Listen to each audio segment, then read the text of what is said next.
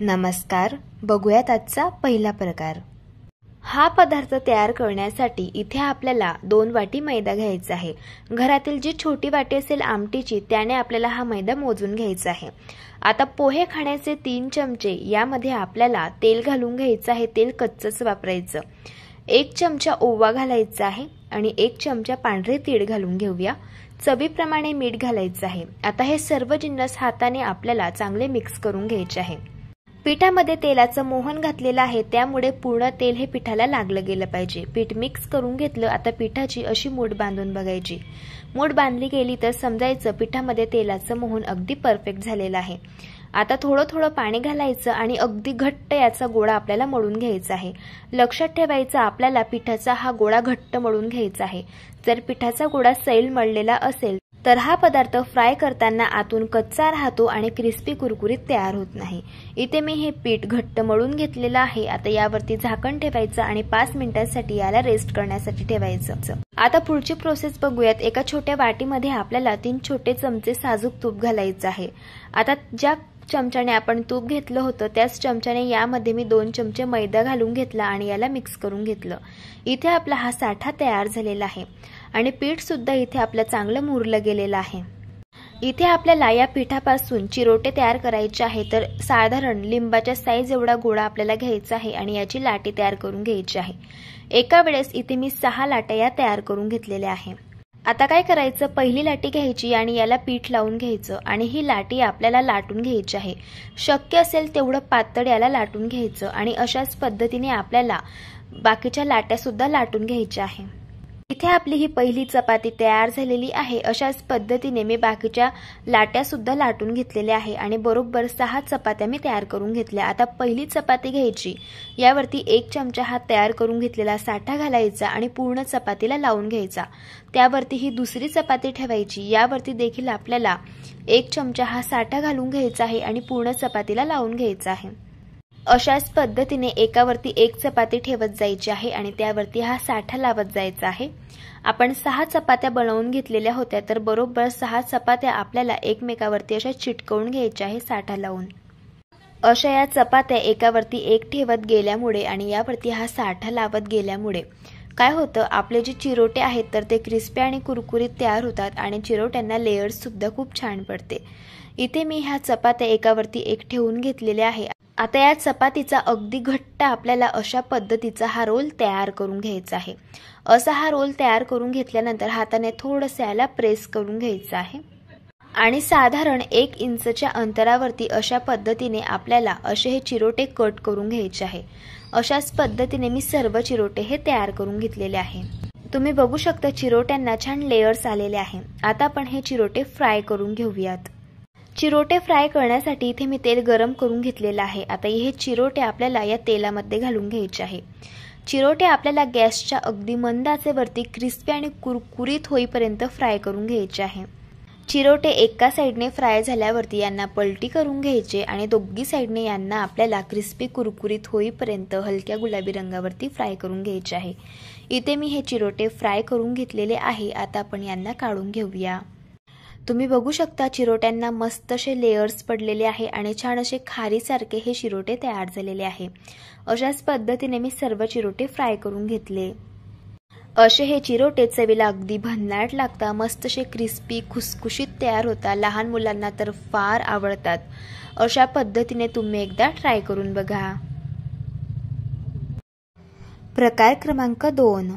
आता एका मिक्सरच्या भांड्यामध्ये 2 वाटी फुटाण्याची डाळ घालायची आहे।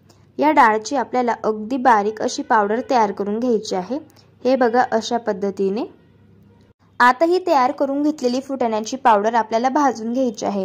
तर त्यासाठी इथे मी अर्धी वाटी तूप घेतलेलं आहे। आपल्याला सर्वच तूप वापरायचं आहे, पण हे तूप वापरताना थोडं थोडं तूप घालून आपल्याला ही फुटाण्याच्या डाळची पावडर छान भाजून घ्यायची आहे। तर हे बघा तूप छान गरम झाल्यावरती यामध्ये तयार करून घेतलेली फुटाण्याच्या डाळची पावडर घालून घ्यायची आहे आणि गॅसच्या अगदी मंद आचेवरती आपल्याला ही पावडर छान भाजून घ्यायची आहे। हे बघा अशा पद्धतीने आपल्याला यामध्ये थोडं थोडं तूप घालायचं आहे आणि छान ही पावडर आपल्याला भाजून घ्यायची आहे। आता या फुटाण्याच्या डाळच्या पावडरमध्ये मी जवळजवळ सर्वच तूप यामध्ये घातलेलं आहे आता आपण याला छान मिक्स करून घेऊयात। हे बघा मी याला छान मिक्स करून घेतलेलं आहे। आता या मिश्रणाला तूप सुटेपर्यंत 6 ते 7 मिनिटं अगदी गॅसच्या लो फ्लेमवरती आपल्याला भाजून घ्यायचं आहे। इथे मी हे मिश्रण 6 ते 7 मिनिटं गॅसच्या लो फ्लेमवरती छान भाजून घेतलेलं आहे आणि मिश्रण छान भाजून घेतल्यामुळे तुम्ही बघू शकतात की याला तूप सुटलेलं आहे आणि तुम्ही बघू शकतात मिश्रणाचा छान गोळा तयार होत आहे। याचा अर्थ मिश्रण छान भाजून झालेलं आहे। याला एका बाउलमध्ये आपण आता काढून घेऊया। आता हे मिश्रण गरम असतानाच यामध्ये आपल्याला साखर घालायची आहे। इथे मी एका चाळणीमध्ये 1 वाटी साखर घातली आहे। आता ही साखर आपण गाळून घेऊया। गोळाचं प्रमाण आवडीप्रमाणे कमी जास्त करू शकतात। आता हे मिश्रण फार गरम आहे त्यामुळे असं चमच्याने याला लगेच मिक्स करून घ्यायचं आहे। मिश्रण छान मिक्स करून झाल्यानंतर याला थंड करून घ्यायचं। मिश्रण थंड झाल्यावरती 1 चमचा यामध्ये आपण वेलची पावडर घालूयात आणि हाताने आपल्याला हे मिश्रण छान मिक्स करून घ्यायचं आहे। यामध्ये जर काही गाठी असेल तर त्या सुद्धा आपल्याला हाताने फोडून घ्यायच्या आहे। इथे आज आपण फुटाण्याच्या डाळचे लाडू तयार करणार आहोत, तर त्यासाठी ज्या साईजचा तुम्हाला लाडू तयार करायचा असेल त्या साईजचं मिश्रण घ्यायचं आहे आणि त्याचा अशा पद्धतीने लाडू हा तयार करून घ्यायचा आहे। लाडू छान तयार झाला की यावरती आपल्याला पिस्ता अशा पद्धतीने लावून घ्यायचा आहे। पिस्त्याच्या ऐवजी तुम्ही बदामाचे काप सुद्धा लावू शकतात। अशाच पद्धतीने मी सर्व लाडू हे तयार करून घेतलेले आहे। असे हे फुटाण्याच्या डाळचे लाडू चवीला तर अगदी भन्नाट तयार होतात आणि सगळ्यात महत्त्वाचं तोंडात टाकताच विरघळतात। लहान काही मोठ्यांना सुद्धा हे फुटाण्याच्या डाळचे लाडू खूप आवडतील। नक्की एकदा अशा पद्धतीने ट्राय करून बघा। प्रकार क्रमांक 3। आता इथे मी 4 ब्रेडचे स्लाइस घेतलेले आहे। आता आपल्याला याचे अशा पद्धतीने तुकडे करून घ्यायचे आहे आणि मिक्सरच्या भांड्यामध्ये घालायचे आहे। आता हा ब्रेड आपण मिक्सरच्या भांड्यामध्ये छान बारीक फिरवून घेऊया। आता बारीक फिरवून घेतलेला हा ब्रेड एका ताटामध्ये काढून घ्यायचा। यामध्ये अर्धा कप मिल्क पावडर घालायची आणि याला छान मिक्स करून घ्यायचं। अशी मिल्क पावडर घातल्यामुळे या पदार्थाला चव खूप छान येते। आता थोडं थोडं दूध घालून आपल्याला याचा छान गोळा मळून घ्यायचा आहे। हा गोळा मळताना थोडासा सैलच मळायचा, कारण हे पीठ आपण जसं जसं मळून घेतो तसं तसं याला घट्टपणा यायला सुरुवात होते, त्यामुळे पीठ आपल्याला सैलच मळून घ्यायचं आहे। आता पीठ छान मी इथे मळून घेतलेलं आहे। आता 15 मिनिटांसाठी याला झाकून आपण पीठ मुरवण्यासाठी ठेवूया। इथे आपण ब्रेडचे गुलाबजाम तयार करणार आहोत, तर त्यासाठी वाटीने इथे मी 2 कप साखर घेतलेली आहे आणि पाणी पिण्याच्या ग्लासाने 1.5 ग्लास पाणी घातलेलं आहे। आता आपल्याला ही साखर छान विरघळून घ्यायची आहे। तर आता साखर छान पाण्यामध्ये विरघळलेली आहे। गॅसची फ्लेम मोठी करूया। आता आपल्याला या पाण्याला एक छान खडखडून उकळ काढून घ्यायची आहे। हे बघा पाण्याला छान उकळ आलेली आहे। आता गॅसची फ्लेम अगदी मंद करायची आहे आणि 4 ते 5 मिनिटं गॅसच्या मंद आचेवरती हा पाक आपल्याला उकळून घ्यायचा आहे। या पाकाची आपल्याला एकतार करायची नाही, फक्त आपल्याला हा पाक थोडासा चिपचिपा असा हवा आहे। यामध्ये मी 1 वेलची फोडून घातलेली आहे। हवं तर तुम्ही यामध्ये वेलची पावडर सुद्धा घालू शकता। आता इथे मी हा पाक 4 ते 5 मिनिटं छान उकळून घेतलेला आहे। इथे आपला पाक छान तयार झालेला आहे। गॅस बंद करूया। हे बघा इथे आपलं हे पीठ छान मुरलेलं आहे। याला हाताने छान आता 2 ते 3 मिनिटं मळून घ्यायचं आहे। जर तुम्हाला पीठ खूप घट्ट वाटत असेल तर थोडंसं दूध तुम्ही यामध्ये घालून पीठ पुन्हा मळून घेऊ शकता, कारण जर पीठ खूप घट्ट असेल तर गुलाबजाम तयार करताना त्याला क्रॅक्स जातात। तर हे बघा आता इथे आपलं पीठ छान तयार झालंय। ज्या साईजचा गुलाबजाम तयार करायचा असेल त्या साईजचा गोळा घ्यायचा आणि त्याचा अशा पद्धतीने आपल्याला गुलाबजाम हा तयार करून घ्यायचा आहे। तुम्ही बघू शकतात अगदी छान अशी स्मूथ ही गुलाबजामची गोळी तयार झाली आहे आणि गुलाबजामला अजिबात क्रॅक्स गेलेली नाहीये। अशाच पद्धतीने सर्व गुलाबजाम आपल्याला तयार करून घ्यायचे आहे। गुलाबजाम फ्राय करण्यासाठी इथे मी तेल छान गरम करून घेतलंय। यामध्ये गुलाबजाम घालूयात। आता हे गुलाबजाम गॅसच्या मीडियम फ्लेमवरती गुलाबी रंगावरती आपल्याला छान फ्राय करून घ्यायचे आहे।